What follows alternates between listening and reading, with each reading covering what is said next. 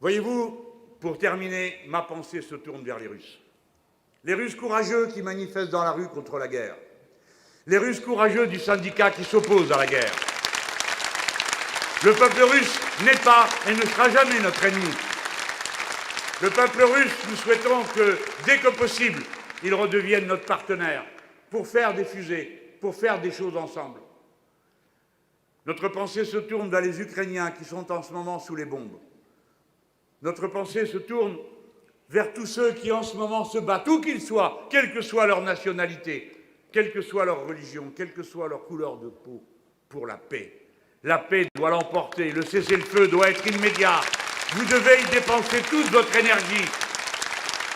L'OSCE doit être convoqué d'urgence. Et si l'OSCE est convoqué d'urgence pour discuter des questions de sécurité, alors les Russes devront accepter de se retirer de l'Ukraine, puisqu'il n'y aura plus aucune raison qu'ils s'y trouvent de leur propre point de vue. C'est pourquoi je vais finir mon discours en citant celui qui reste un maître pour moi dans de telles circonstances. Je parle de Jean Jaurès. Je l'ai imaginé une nouvelle fois ce soir du mois de juillet 1914, alors que tout semblait perdu. Son ultime éditorial est un éditorial pour la paix. C'est un éditorial pour appeler à la raison. Ne croyez jamais, jeunes gens, et les autres aussi, qu'un appel pour la paix soit perdu. Ne croyez jamais qu'une pétition ne sert à rien. Ne croyez jamais qu'une mobilisation ne sert à rien. Ou bien elle réussit, ou bien elle sème l'idée, elle la répand. Si vous laissez entendre que la guerre est inéluctable, si vous laissez entendre que c'est une des solutions aux problèmes du monde, alors vous aurez la guerre. Vous l'aurez partout. Et vous n'aurez aucune solution. Car la guerre n'a jamais réglé aucune solution définitivement. C'est la paix qui a permis la concorde entre les Allemands et nous. La paix, bien sûr, il a fallu les défaire avant. Mais c'est dans la paix qu'on construit la concorde, pas dans la guerre, pas en laissant entendre qu'à tout moment, on peut sauter à la gorge du voisin.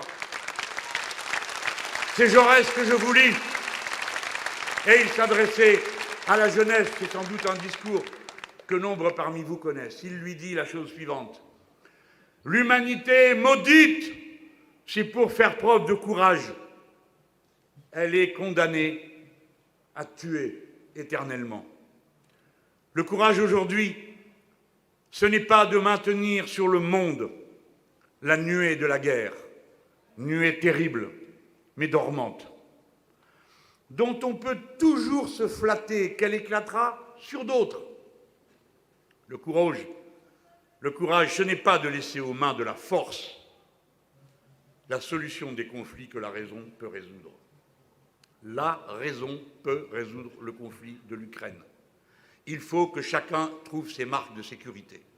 Je finis avec Jaurès. Le courage, dit-il, c'est de chercher la vérité et de la dire.